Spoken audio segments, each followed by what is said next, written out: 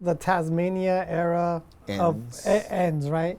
Pretty much the Tasmania ends with freestyle, pretty much, right? Or did your area end first? No, because I think our area, which we don't get a lot of credit for, is kind of, we were the thing that kept the heart of freestyle beating a little longer. Our era, the South Jersey, Philadelphia area, the Tasmania people, the Viper Records, the Adam Morano camp, with Deneen and Gino, they come from there. I think we kept it going a while when other places had kind of given up, wasn't putting out the same quality of things, and I think that we kept it going a little bit, but somewhere, like we say, oversaturation, putting out too many records, whatever happens, I just know it's over really about 98, 99. That's when the Taz era is over. And then Pain reemerges at one point. Yeah. I found out through the music video of Believe. Believe, yeah. Right? I said, oh shit, Pain has something new. And it turned out that there was an album on the way. Which Believe wasn't on the album. Believe was done after the album. Right. Yeah. But there was an album. Oh There was an album that I didn't find out about until I saw the video. Yeah. It was released in 2007, the album. And first of all, I want to say that the video, like, when I saw the video that you guys put out for Believe, I was like, oh shit. Like, this competes with what's out right now. Yeah. Because I always saw that, freestyle comes from like a different generation. Yeah. The business people behind freestyle mostly are from a different generation. So they didn't really, like, kind of like 80s, right? You didn't really focus too much on music videos. You had like the one single for a video. There was no what do you call that, artist development. They weren't into that. So, yeah. And so anyways, long story short, like, I was really impressed with the video. I had just started a blog where I was doing Latin music. Yeah. But I said, you know what, I'm going to post this. I'm going to post this video. Yeah, you got to send me, if you got the original blog over there, you got to send me a link. I'd like to read your review. Yeah. And you know what's crazy? Dude, so I used to stay up all night writing, and it got to the point where, like, I was getting no sleep. I was finishing, and then I was going to work because it took music was coming out faster than what I could write. And then it was a friend of mine that was doing a hip hop YouTube channel. Yeah. And I went with him through all kinds of countries and stuff like that, doing hip hop videos. Till one day he told me, dude, you need to get off the blog and start coming on all these trips with me. Dude, bring a camera. You create content. Start documenting it, yeah. And I'm like, he's all, it's so much easier than blogging. Yeah, definitely. Yeah. So how, talk to us a little bit about the reemergence of Pain. So, and when Tasmania stops, the last song on Tasmania, which was Tears of Time, which coincidentally is the first and the last song from Pain on Tasmania, features all 4 of the original members. Oh. Yeah, even though I wrote that song in high school, Carlos was like, hey, I want us to get together, do a song, whatever. And I was like, all right, cool. I said, you want to do Tears of Time? He's like, yeah. So we went to the studio, we produced it, we did it, and then Taz was like, hey, we want to put it out.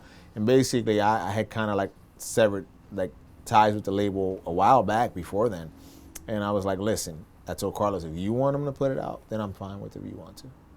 And so they put it out. And it was our first and last song on Tasmania, still features all 4 original members. Yeah.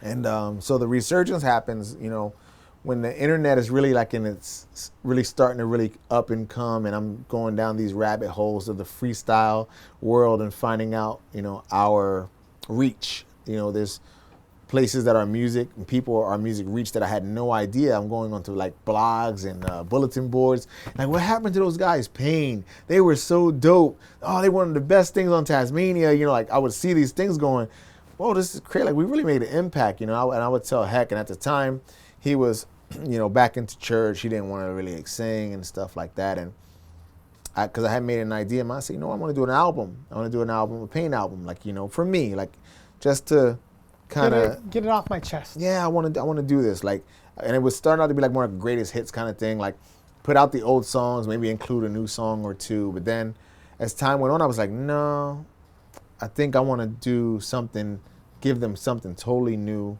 because they deserve it. Maybe I'll throw an old song or hear whatever. Went to Heck, I told him my plan. He was like, look, all the other guys are like, nah, I don't really want to do it no more. I said, okay. And I was going to use the other two members as well. And they were like, nah, I gave everybody an opportunity. And then Heck was like, well, I don't want to do it. He goes, but you know, I got all these songs, because he's heavy at the church again at this time. He's like, I'm back in church, but, you know, all the songs or whatever that I got, you know, you can use them. I said, all right, well, cool. Can you go to the studio with me? I just want you to just lay the vocals down. I ain't got no music. There's no music. Mm-hmm. Just give me the vocals. And so I went in, and there's a few songs that he did, and he sang them. And probably within a few months, I started booking studio time, and I started building new Pain material around his vocals and other stuff that I had written. And I produced a couple of things, and I showed him. I remember showing him the original, the first draft of "Come Show Me the Way." And even though he was like heavy into church, he was just like. He was floored. He was blown away, because that was a song that he had written, and he heard it like a John Cicada record. But I never heard like a John Cicada record. I heard it as this, like, you know, this thing that just needed its own life, you know. And that's when I went and came up with the crazy beat, all that. I love that. You know, so I came up with that, and I produced it. I remember he came by my apartment, and I'm like, look, I'll show you what I did. And he's like, that's hot. Like, he's like, that's hot. He's like, I never in a million years would imagine you would have turned this song into that. And I fell in love with it so much that I didn't even sing on it. Like, I sing on the album, but the original demo, that I didn't sing a note, because I just loved the rawness of it. I loved his, like, the vocal delivery of it. I was like, it was really cool. And then finally he was like, you know what? I want to do the album with you. I was like, okay, cool. And he was like, well, I want to re-record that song. You know, and I was okay. So we re-recorded it, and we were recording it. Every time it got to the "Come Show Me the Way" part, he was trying to do it, and it just wasn't like coming out right. And I'm like, I think I know what you're trying to do. And he's like, I said, I don't want to sing on this side, but you know what? I'm gonna go in. If this is what you want, is that if it works, it works. If it will stay. And I literally go, and I'm like, come show me the way and shed some light for me. And they're like, that's it. Yeah. And I'm like, oh, okay. And I just did that and a couple other lines on it, and then I rapped on it. And which funny thing is, my brother was supposed to rap. I don't fashion myself a rapper, but my one brother, well, both of my brothers do rap, but my one brother is like after me, 7 years younger. He was supposed to rap, but he found himself on a state-ordered vacation, so he wasn't able to rap on it. And so I just wrote my own rap, and that's the one that's on there. And but you know, I started producing those songs, and you know, it came out really good. And finally, I think we put out, what was it, 12 songs, I think the album has 12. Yeah. 11 or 12, I can't remember off the top of my head. But I'm very proud of that thing. Oh, and we did a Against All Odds as well, a remake of that. Like, so it was dope. And that album, it got us a lot of attention. Like Carlos Barrios, you know, K7 TK, which I still have a relationship today. Because of that album. That's how we got like on his radar. He heard the album, and he was like, I wanted to talk to you. He's like, I kind of wasn't listening to any new freestyle. He goes, and I heard your guys' stuff, and I was blown away. It's like, I thought no one was doing anything progressive, and I heard you guys and was like, these guys are dope, you know. And so that, you know, opened the doors. And we were, at one time, we were like people would call me and say, you guys on tour? Because, you know, we were just doing everything, casino shows, and we went back to Chicago the first time in like 20 some odd years, etc. So, you know, it was a good time. How did the solo era start? So again, after, you know, climbing the mountain, we got this momentum going. My partner quit again. Cito quit. He decided He was done with worldly music, but freestyle in general. He didn't want to do it anymore. Said he didn't want to perform anymore. He didn't want to do any of those things. So therefore, I was like, okay. I took a little while off because he actually quit in April of 2017, and I didn't release anything until 2020. I believe I released Scars 2020. But I had recorded Scars though in 2017, but I didn't release it because it was supposed to be a Pain record. It's a remake of a James Bay song. I heard it, I fell in love with it. I was like, yo, I had pitched this to him. He's like, oh yeah, I think that's a good idea. I booked studio time. He didn't go. I went and made the music and made the music very fast, surprisingly. Me and Rob put it together really quick. And I said, he was like, you want to sing? And I was like, well, you know what? I'll go and I'll sing and I'll, if he comes in, we'll just I'll paste him in, put his vocals where he's going to go at or whatever. And I sang the whole song like very fast. Like it came out like that. What you hear of the Scars vocal is literally me doing it very, very quickly. I didn't it just came together well. And I sat on it for a while, over 2 years. And I had made some other songs, and my girlfriend at the time, she came to the studio, and I was, oh, you want to hear what we were doing? And she was like, oh, and Rob's like, oh, I'll just play everything. So he just put it to play because I had fixed a line. I hated a word in Scars. I changed the word. So he's playing that, and she goes, what is that? I said, oh, I did that I did that over 2 years ago. She was like, that is phenomenal. Why have you never done nothing with that? I'm like, you like that? Because since it was a remake, I was kind of in my mind chasing the original. I didn't look at it like a Jenaro record. I look at it like, how does this compare to the other one? Right. I didn't look at it like, how does it stand on its own? So I was kind of blinded by that. And I'm like, you think this is good? And she was the kind of girl, she is the kind of girl who would be like, not just because she's my girlfriend is good. Like, she's not one of those. Yeah. So I was like, I really saw the reaction, was like, whoa, okay, maybe I got something here. So I sent it to a few people, and one of them also being K7. And he called me immediately, like, this is phenomenal. Like, this is a great song. I'm like, oh, wow. So I was like, that's when I said, well, I guess the Jenaro era is born. And I put it out, and I kind of was leery about going out to perform and doing stuff because, the history of Pain has been one that's a pretty complicated one. And sometimes, I was worried, like, will the fans accept me carrying this by myself without, So there was a lot of those doubts and things that go with that. Because I'm such a purist, and I'm fair to certain things. There's certain things to me, if it doesn't feel right, I don't like to do it. And so I think like all the solo songs that you've put out, there's no weak songs. Like they're all good. Thank you. I know you remixed it, but I think the one that your solo song, the one that is a breakaway, kind of stands out, and I think it's because it's just like it's so real. Like you're not trying to be poetic, but it comes out poetic because it's real. Yeah. Like is Drunken I Miss You, right? I think like I don't drink alcohol. But who can't relate to that song? But I still relate to it. Who cannot relate to that song, right? Yeah, so how did that song come about? I was at home scrolling social media, and somebody on my Facebook page was at a concert. And they were at a concert, and this guy was on stage. And I'm like, what kind of, it's like a country concert, but it's this black guy singing this country song. And he wasn't like singing really good, but I caught some of the words of what he was saying. And I was like, that's pretty dope. But I didn't know what it was. So it's taking me like maybe 3 or 4 days before I can track this song down. But I got a few of the lyrics that I wrote down what he was saying. And I was going through, typing in lyrics, trying to find it. Finally, I got a match, and I found it. And I was like, oh, wow, okay. So I knew I was going to remake the song. I knew 100%. I'm like, I want to remake this song. I'm like, I think it would do good in our genre. And plus, it's just something that I know everyone can listen to this and go, man, I've been there. In one way or another, I've been there.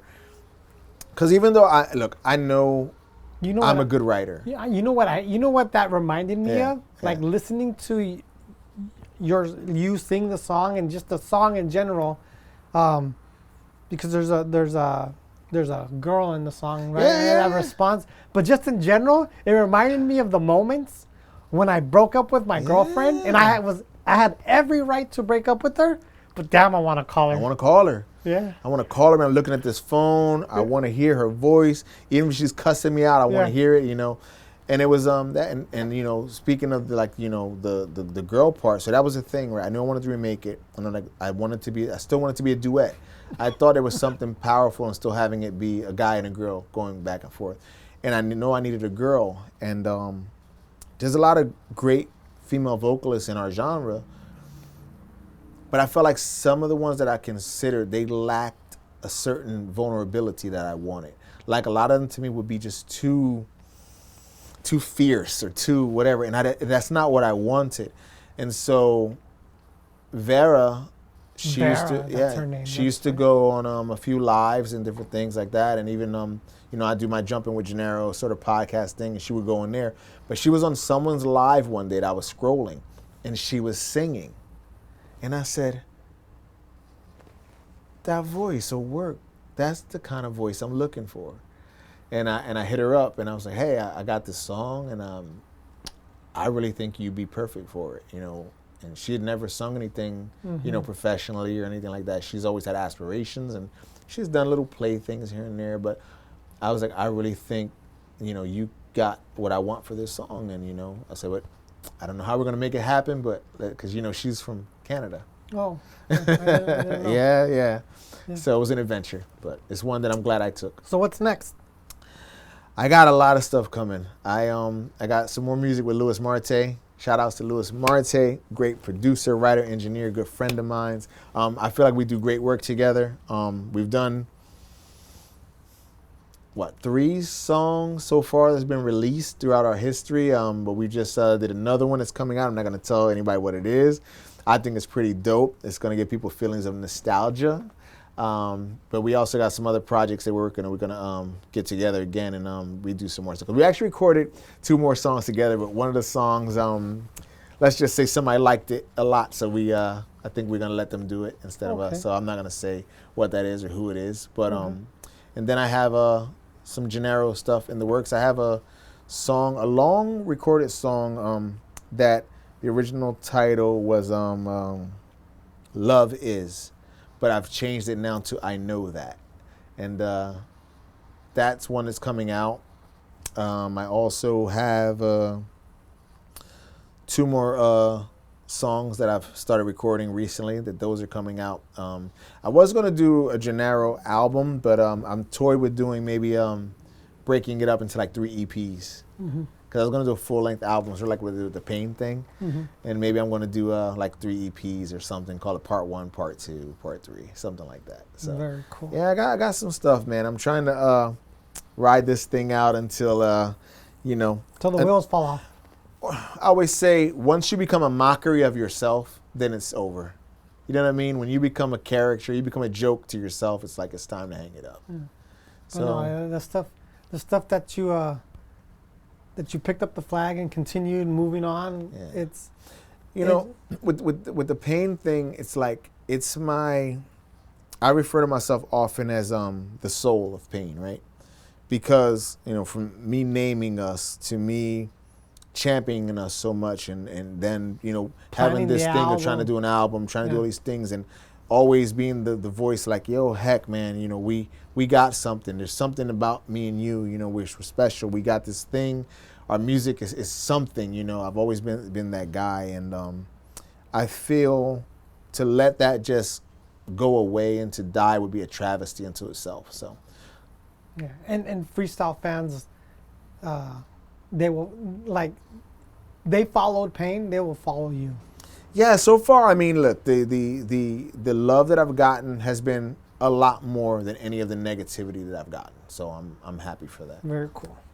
All right. Well, thank you so much for your time. Again, welcome to my home turf, even though I don't live here no more. Hey, still home, man. Yeah. It's like me. If you go to Camden, New Jersey, that's home, man.